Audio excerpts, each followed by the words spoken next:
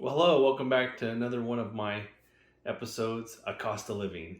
And today we're going to get into the subject matter that we've been teasing on for weeks, and that is credit scores, and more specifically, FICO scores. We'll explain the difference, and we're going to go over essentially your over 20 different FICO scores. Don't worry, I know it sounds like a lot, but we'll break it down really simple for you so you understand it. And then towards the end, what we're going to do is we're going to kind of break down what makes up your FICO score and some things that you could do to improve it, to get a better score. And then we'll even touch a little bit on, because we're all about buying a home here and buying a rental property, we're going to get into some of the ratios that they look at and some of the different scores that you need to qualify for loans. So that way you guys at least will have an understanding of how all this stuff works together. But before we get into that, I need to ask you a favor. Can you help me triple D this video? So we want to define this video by smashing that like button and just drop a comment down below. I do read them and I will get back to you. And then help me develop this channel by subscribing. Just hit that subscribe button. And then most importantly, help me deliver this video by sharing it with someone who you think might benefit from the information. So let's get into this video. Now, I'm a very graphic oriented person. I'm very visual. And so we'll throw up some infographics here to make it really simple so you guys can follow. Now, credit scores and FICO scores, what's the difference? So kind of like bourbon and whiskey, all bourbons are whiskeys, but not all whiskeys are bourbons. Kind of like, all FICO scores are credit scores, but not all credit scores are FICO scores.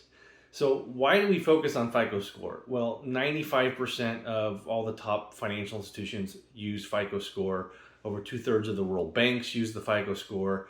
So it is kind of the behemoth in the room, the elephant in the room, if you will. So that's what we're going to focus on, because more than likely, that's what's going to affect your loan. That's what's going to affect your insurance. That's what's going to affect you getting into apartments. People are using the FICO scores, and they cover so many different areas of your, of just life. I mean, they're used for everything. Just like I mentioned, they're used obviously for any kind of loans that you want to get, for credit cards, for line extensions, increased credit, just for applying for an apartment. They're going to pull your credit score. They use them for insurance purposes, auto insurance. You get utilities, whether or not they're going to give you credit or you got to prepay for your utilities. So your credit scores are used for everything. So it's very important for you to understand your credit score and how to increase it so you get the best rates that are out there. And so many of you know that there are three main credit bureaus. So it's Experian, Equifax, and TransUnion. So those are the three main credit bureaus. Now, when I say FICO, what is FICO? Is just a company out there. It stands for Fair Isaacs Corporation. So the Fair Isaacs Corporation has been doing, credit for forever, and that's what most people use.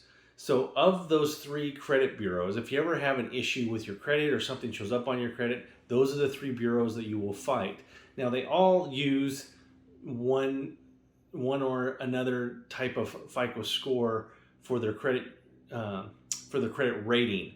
And a lot of times what the credit rating is based on the end user, your bank. So what credit will your bank use? And I'll show you that in a little bit here. I'll bring up my credit score and I'll show you how to kind of read that. And then you also have, your credit cards, your banks, the different people that are going to issue you credit will typically use a specific credit union. They'll use Equifax, or they'll use Experian, or they'll use TransUnion. So whatever service they subscribe to is the one that they're going to use. And so let's get into, I'll throw in a graph here of the different credit unions and some of the different FICO scores that are out there. So as you can see from this graph here, I try to just do it in an Excel spreadsheet to make it really simple. The three different credit bureaus that we talked about, Experian, Equifax, and TransUnion. Now, I don't want to overwhelm you guys with all this information, so I try to break it down. And I try to look at this almost as if it's like Windows operating systems. Are these Windows 6? Are they 7? Are they Windows 8? Are they XP? Is this Windows 10?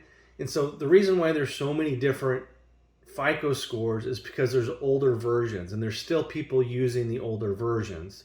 So right now, the most widely used version is FICO Score 8. So FICO Score is just kind of the general overall score that you get. But now there are specific FICO scores for different industries. Obviously, the three major loans are your auto loans, your credit cards, and your mortgages. And so when you're going to go and get an auto loan, whether it be through a bank or through Chevy or Ford or whatever, chances are they will be using one of the auto FICO scores. So you have a FICO Auto Score. And so the FICO Auto Score, you have 2, 4, 5, and 8. So they'll probably be using one of those three, or one of those four.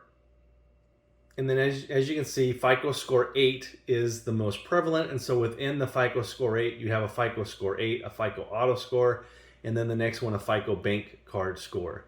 So it sounds like, wow, I got over 20 FICO scores. Well, it's because it's broken down in just the regular FICO, the auto, and the credit.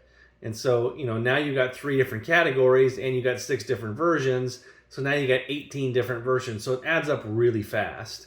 So then you also have like the versions used in credit cards. So if you're actually going to go apply for a credit card, again, all 3 are using the FICO Bank Card Score of 8. But then some of them are still using older versions. They're using the 2, 3, 4, and 5 for the bank cards. And again, it depends where you're getting a credit card from. And then, of course, in your versions of mortgages, they're using 2, 5, and 4. So again, depending on where you go to get your loan, which bank you're going to be using, which mortgage broker you're going to be using, they'll probably end up pulling up your FICO Score 2, 5, or 4. And then eventually they'll probably roll over to the FICO Score 8. I mean, my guess is that these are versions that, just like Windows, when they come out with new versions, there's new fees, there's new everything else. And, if it ain't broke, don't fix it. So a lot of people are just sticking with the older versions that are working for them.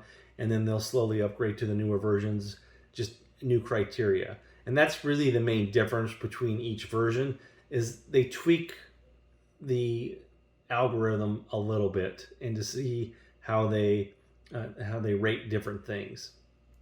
So you have your FICO score.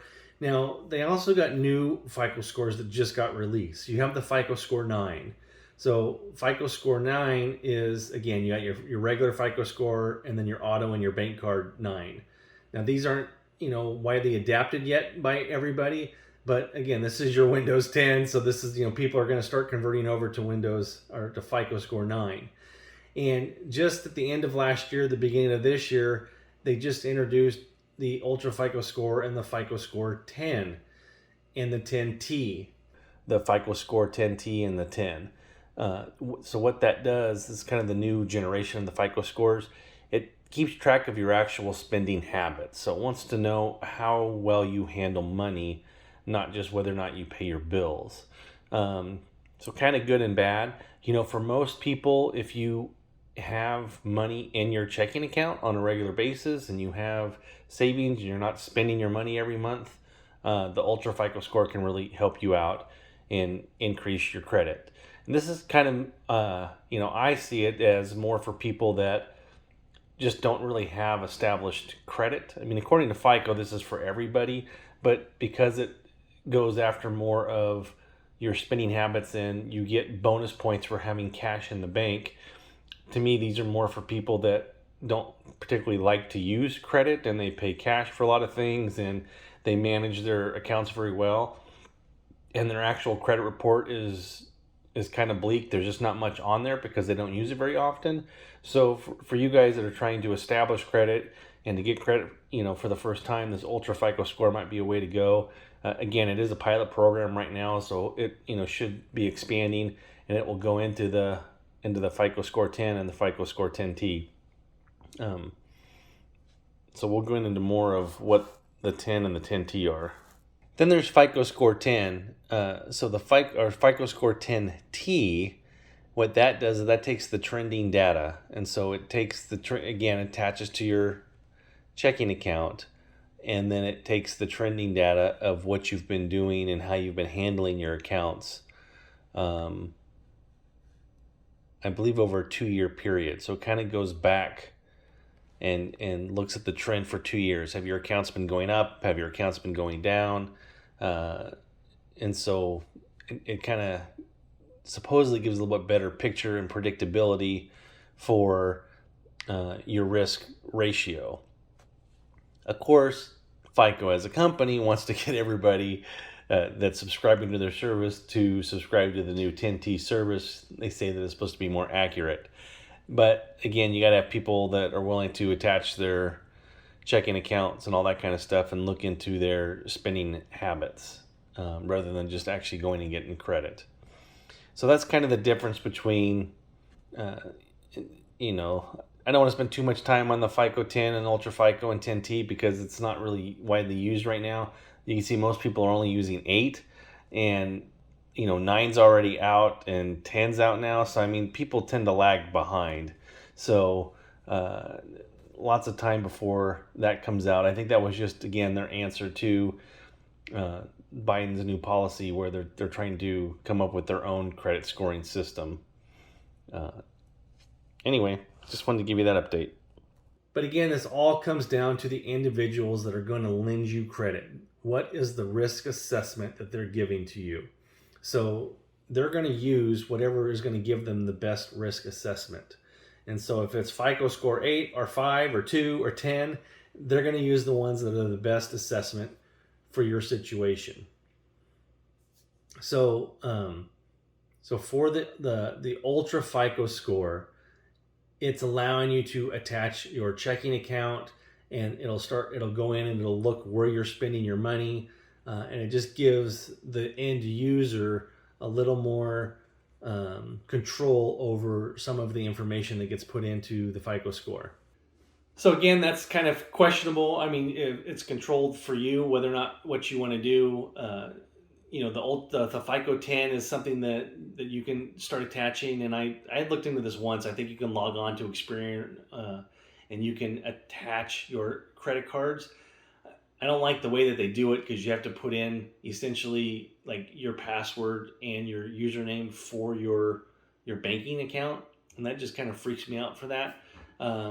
And so it essentially logs into your checking account and downloads your registry of where you've been spending your money. So I don't really recommend that, but we'll get into things that you can do to increase your FICO score. So let's go into another infographic of what makes up your credit score and what percentages are what and how to do that. Okay, so let's break this down. So these are the percentages that they use, but each one of the FICO scores put a little bit heavier weight on each one, and that's kind of the different versions that come out. Is they'll look at different things a little bit heavier or not heavier.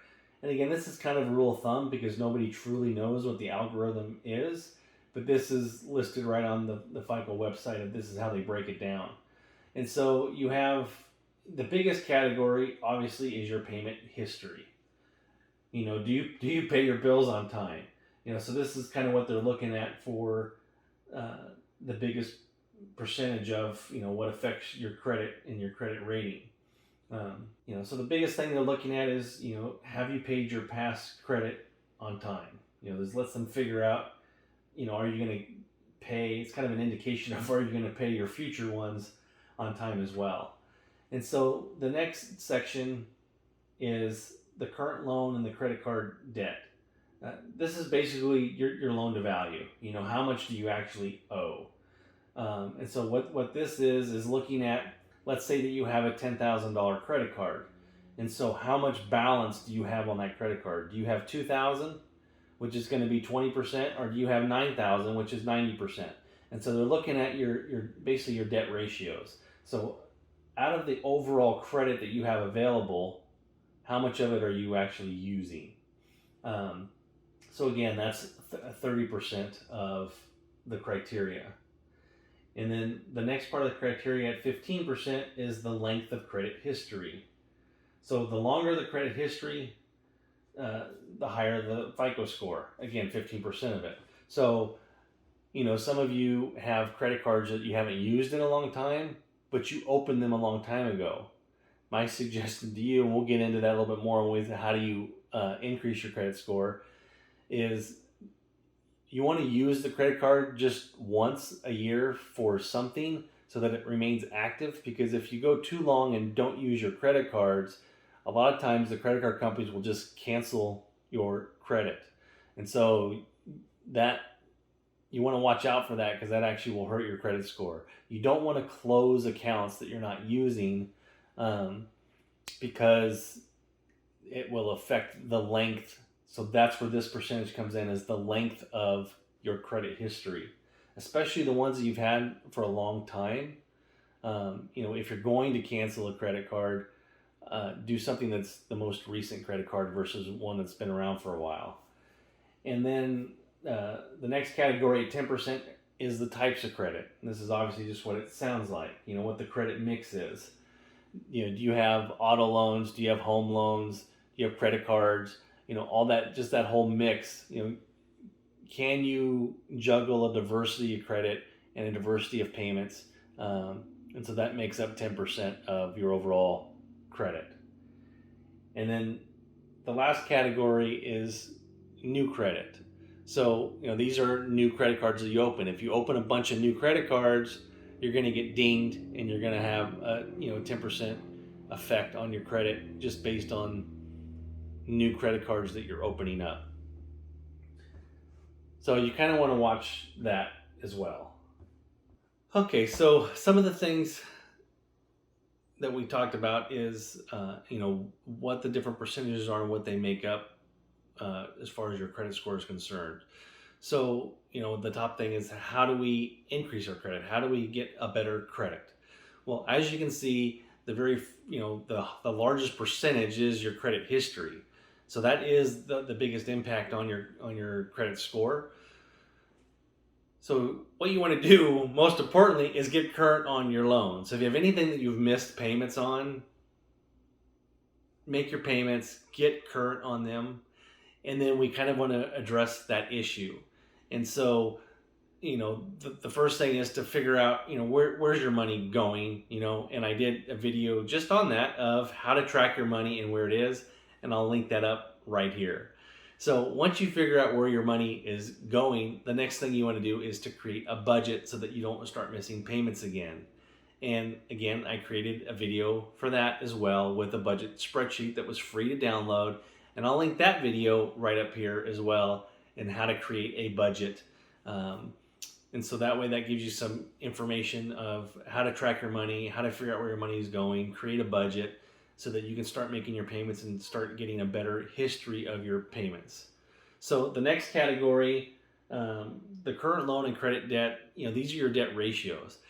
So this here is a little trick that you can do that will affect your credit in a positive way, usually, because you're looking at debt ratios. So if you have like we mentioned earlier, if you have a $10,000 credit card and you have a $9,000 access, you're at a 90% debt ratio. When you have that high debt ratio, that affects your credit negatively because you've maxed out. The rule of thumb is about 30%. So you kind of want to stay at about 30%. And so let's say that you guys have two credit cards. You have two $10,000 credit cards, and one of them is at 0 and one of them is at $6,000. Well, you're at 60%, so you're getting dinged for this credit card. So you're better off having two credit cards at $3,000, because now you're at 30% versus one of them at 60%. So that's just kind of some things you guys want to look at when you're figuring out your credit, is you don't want to max out any one credit card. Now, the other thing that you can do, and this is very simple, and I recommend everybody to do this, when you get your credit card statement, flip your credit card statement over and look at the interest rate that they're charging you. So they're going to, might be 12, 14, 16, 18, if you don't have great credit, it might be 20, 21. And so you're looking at those credit rates. Call them on the phone. Take that phone number on the back of your credit card and call them up and say, I'm John Smith, and I was just calling to see if you can lower my interest rate. Or ask, what is my interest rate right now? And they'll look it up and your interest rate's at 21%. Wow, that's kind of high. Is there any way that we can get that lower? Do you guys have any promotions right now? Do you have like you can lower it for 6 months or a year? Um, and so a lot of times they'll offer things or they'll just lower it because you asked for it. So that's one thing that you can do to start decreasing your payments and your outflow right away, especially if you're carrying balances. This is a huge thing if you carry balances and you're paying interest every single month. Obviously, we want you guys to pay those suckers off, but so that's one hint. Another hint is I wouldn't do these at the same time, but another hint is to call up, and if you have a credit card that you have a high percentage of, and you've been paying it on a regular basis, so if you're current on your payments, is let's say that you have $9,000 on a $10,000 credit card, is call them up and go, I was wondering if I can increase my credit limit. And so increase your credit limit. They'll probably ask you, well, what were you looking for? And if you're at 9 or 10, you can go up like 50%. So if you're at 9 or 10, say, well, I was wondering if I can increase it to 15,000. And they'll ask you a few questions of your income and whatnot, and you just answer the questions. And a lot of times they'll give you an answer right then and there. So they'll run it through an automated system, and if you got good credit and you got things that went through and you've been making your payments, a lot of times they'll just go, yes, you got approved for 15,000, or we can only approve you for 13 or 12. Well, anything that they approve you for is better than where you're at because it lowers your debt ratios. So that's another pro tip there is ask for an increase in credit limit, which will decrease your ratio, which increases your credit score. So that's a great thing to do there.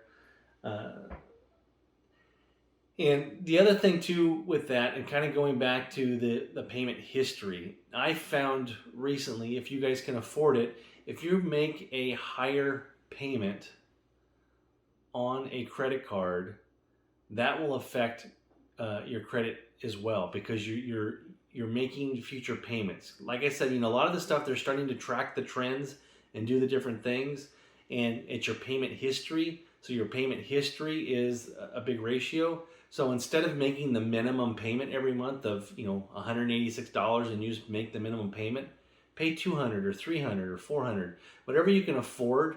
Do something that's within your budget. Do your budget, and if you make a higher payment, that will reduce obviously it'll reduce your payments that you have out there, reduce your balance that you have, but it also increases your credit because they look at you as you can handle the credit that you have. Not only are you making the payments that you're supposed to be making, but you're making above and beyond your payments. I happened to see this when I have a very small auto loan. I think I got like $3,000 or $4,000 left on it. And I increased the payment. I don't know, I think it's like $200, and I increased it to $500. And I saw a 20-point jump in my credit score. Now, I'm not saying this is going to happen to everybody, but this is just another tip that you can do is pay a little bit higher payment on a payment, and that will affect you as well. So the length of credit history, that is what it is. There's not much you can do about it. Just the longer that you have credit with an organization or company, the better your credit score. So again, this goes again to what I said earlier with you guys. If you have old credit cards that you're not using, I highly recommend that you use it once or twice. Use it to go get gas and then pay it off, just so that it stays active, because that's positively affecting your credit. So don't close old credit cards that you have because your payment history is a factor in your credit. The types of credit, again, I don't recommend going out and just getting new loans to affect this. This will just happen over time as you do things. Again, this is only 10% of your overall credit, so don't worry about this.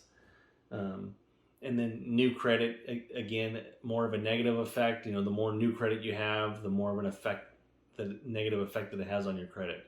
So just kind of be aware of that. So that's the credit scores. So the next thing I want to talk about is, obviously with a Costa Living, we're talking about how to get into your first home, how to get into your first rental property, and some of the things that the banks are looking at. So I pulled up the Fannie Mae Guidelines. I'm going to throw that on the screen for you. Again, kind of like the FICO scores when they first came up, don't get overwhelmed over it. I'll go over all of it and break it down for you. We just kind of want you to know, so you guys understand a rule of thumb of, when you apply for a home loan, whether it be for yourself or for an investment property, what the lenders are actually looking at and how they're going to rate you. And so we want you to be aware of this and just understand how some of this stuff works, and then let you know the ratios and what they're looking at. And this way you guys can almost kind of halfway underwrite yourself. You'll already know going in kind of what you can qualify for and what they're going to be looking at. So just so you know, when banks lend you money on a mortgage, 9 times out of 10, probably 99 times out of 100, the banks are giving you a loan that's based on a qualified loan. You have to fit in this box. What is your credit scores? What are your debt ratios? What are your loan to values? And so if you fit in this box, you become a qualified loan. And what they tend to do is the bank will charge you fees and different points to get the loan to go through. And that's how they make their money. Then what they do is they take that loan, because it meets all this criteria, it is now a qualified loan. They take that loan and they sell it on the secondary market, and somebody else, that's looking for 2 or 3%, because that's what the rates are going for right now, they'll buy those loans. And these are usually large institutional investors. These are the pension plans for the unions and all those kind of stuff, that they buy these mortgage-backed securities. You heard of that issue in 2008, 2009. Well, when the banks were writing all these bad loans for people that really couldn't qualify for them, and you could just state your own income and all kinds of things, these were the mortgage-backed loans. That's where that issue was. So, you have these qualified loans that they're writing and they're going out there. So I don't want to get too far on that tangent, but just so you know, you're trying to fit into this box. And so that's what this infographic is. It's what the parameters of that box are. Okay, so at initial, this looks very overwhelming, but it's not. I'll break it down for you just so you understand. So this is Fannie Mae Guidelines. And so the transaction type, as I've told you guys before, 1 to 4 units is a category. And so that 1 to 4 units is a residential loan versus anything over 4 units is a commercial loan. So if you're going to go get a loan, say on a 12 unit or 8 unit apartment complex, you have to get a commercial loan. This is for residential. And so this is where I've tried to get you guys to look at duplexes or triplexes or fourplexes. And so the way Fannie Mae breaks it down is they break it down into 1 unit. So you have your transaction type. So the transaction type is just, are you going to purchase it with a limited cash out refinance, or are you going for a full-blown cash out refinance? So for most intents and purposes, if you guys are buying for the first time, you're looking at the top purchases, just a purchase. You guys are going to purchase something. And so the number of units, if you're buying a 1 unit or a 2 unit or a 3 to 4 unit, there's a little bit different criteria for each one. Now this is manual underwriting. You see this on the top, standard eligibility requirements for manual underwriting. They have an automated one too, which you can push the limits to 97% instead of 95%, and this is that 3% down that I've talked about.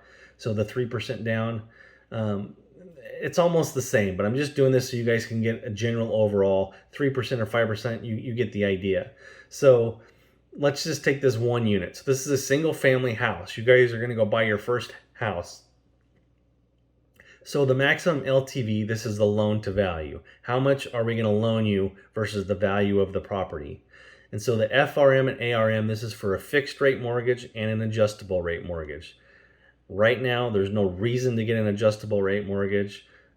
So everything you guys should be doing right now should be a fixed rate mortgage. And so what they're saying is that if you're buying a single unit, you can get a loan up to 95%. So that's a 5% down payment. You guys want to buy a $300,000 home, you're paying $15,000. They're going to give you a loan for the difference, $285,000. So, and then if you're going for a duplex, they'll loan you 85%, and going for a 3 to 4 unit, they'll loan you 75%. Again, this is for manual underwriting. So now you get to the credit scores. So this tells you, so whenever you get a home loan, they have what's called a front end and they have what's called a back end. And trying to make this as simple as possible for you guys, what it is, it's a debt to income ratio. And so what they use as the front end, as you can see up here, is you should have, your front end should be less than are equal to 36%. I kind of use 35 as the rule of thumb. So 35 is like the maximum. And what this is this is based on your income. So the amount of income that you have in the front end, meaning all we're going to look at is the home itself. So for the home itself, the payment on that loan should not be more than 35% of your gross income. So just as a rule of thumb, if you're, figure out what your monthly income is, and you can have up to 36% of that be the home loan. So basically $360 for every $1,000 that you make. So if you make $5,000 a month, you do 360 times 5, and that's an $1,800 house payment. So, and then the other thing, as you can see, the maximum DTI, that's the back end. So what the back end is 45, should be less than or equal to 45%. And this is all your other debt. So we're going to take what the minimum payments, so your minimum payments on your credit cards, your student loans, on your car payments. Car payments are a big killer because they're usually small balances with high payments because they amortize them off over 3 to 5 years. So, you got a $20,000 loan, but you're paying $500-$600 a month. So you just got to watch your car loans. Would highly recommend that you don't get a car loan before you buy a house if you can afford it. So I also wanted to throw up this matrix for you real quick, just because the two main loans that people get are FHA and Fannie Mae. So the Fannie Mae are the conforming loan guidelines, which almost all banks conform to. And then you have FHA. FHA is backed by the government for the loans. And so they're a little bit more flexible. And so a lot of times people who have, really tight credit, or they don't have a large down payment, they'll tend to go with FHA just because they're a little more flexible in their terms, a little more flexible in their credit scores. And this is also where I was talking about, we talk about the 1 to 4 units. So this is a 1 to 4 unit here. And these are their guidelines. And you can see where you can actually get into a fourplex with an FHA with your 3.5% down. There's your 96.5.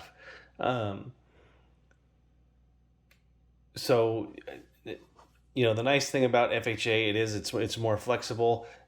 Very similar program, very similar debt ratios, but they are a little more flexible. So you can have a lower credit score. You can push your ratios a little bit more.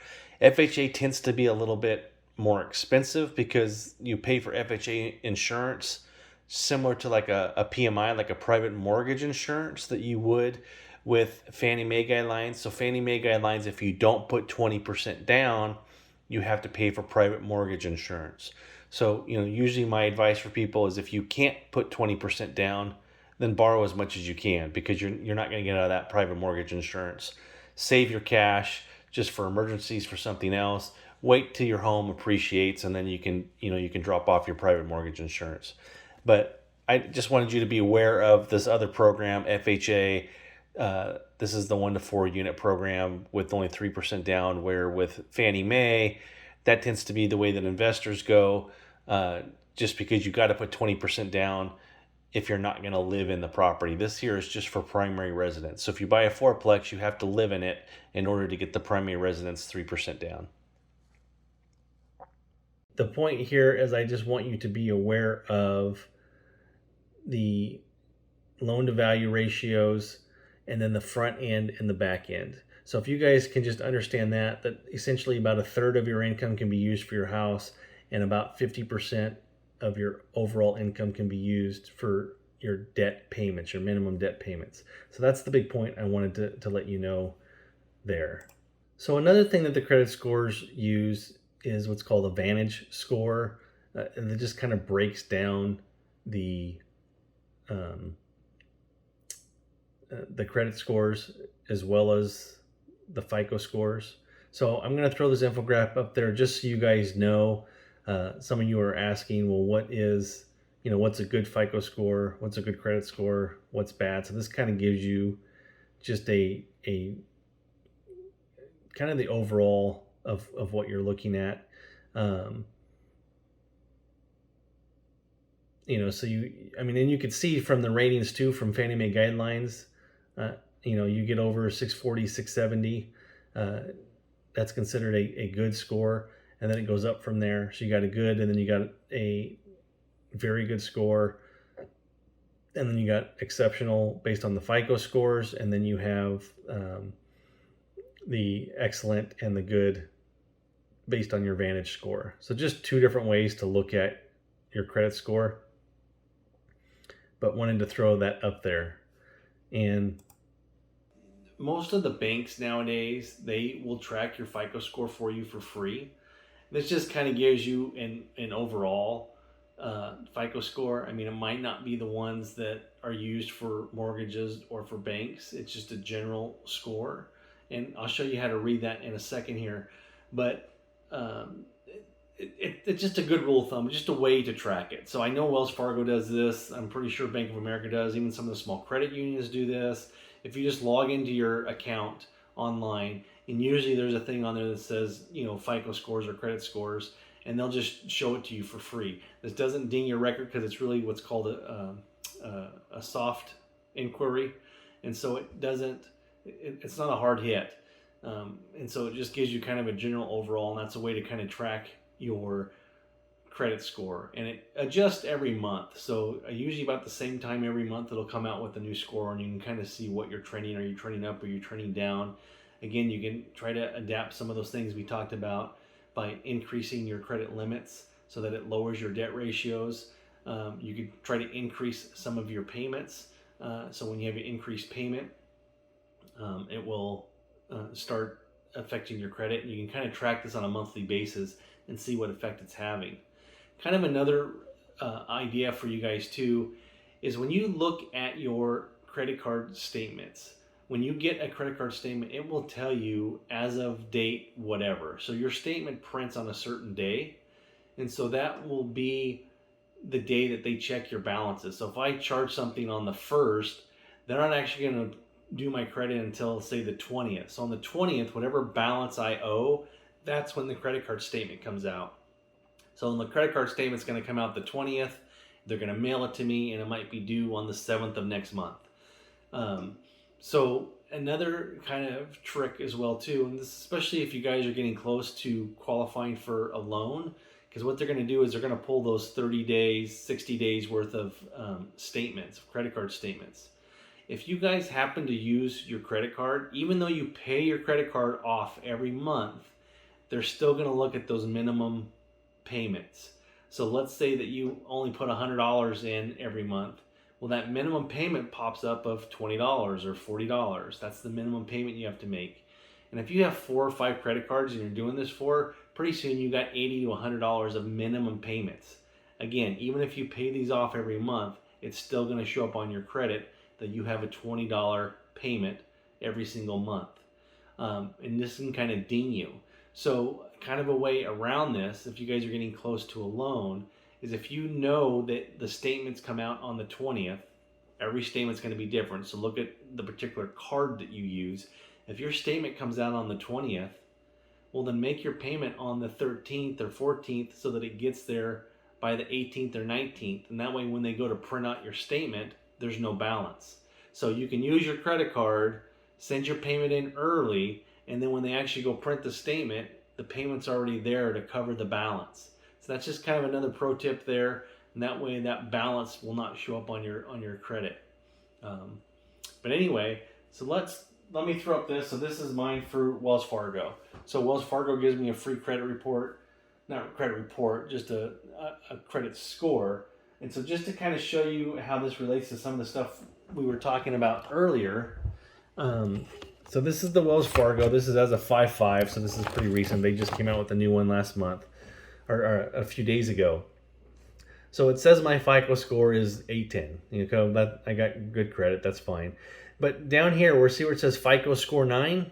So this is what they're using. So remember we went through all those different FICO scores that are out there? Well, this lets you know. So Wells Fargo uses the FICO score 9 system, and they're using Experian.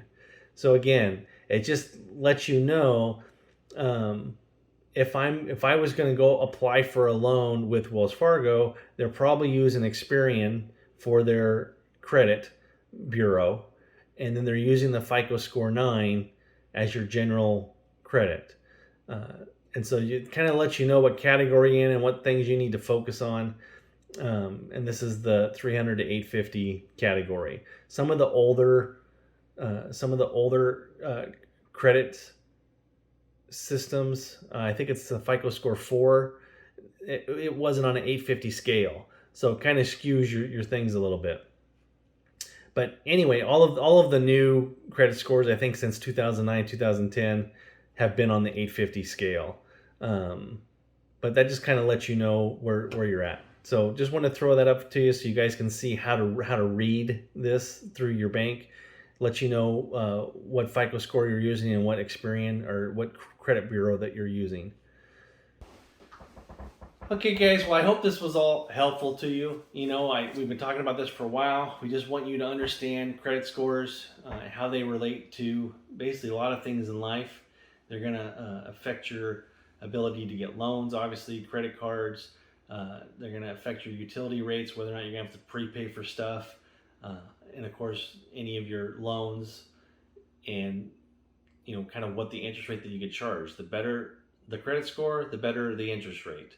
So it's not that you can't get a loan, you're just going to have to pay more for it. You know, understanding all this stuff, understanding how credit works, what the loan ratios are, and you know what the credit scores are, all these things are a cost of living. Thank you very much. Subscribe down below, and we'll see you next time.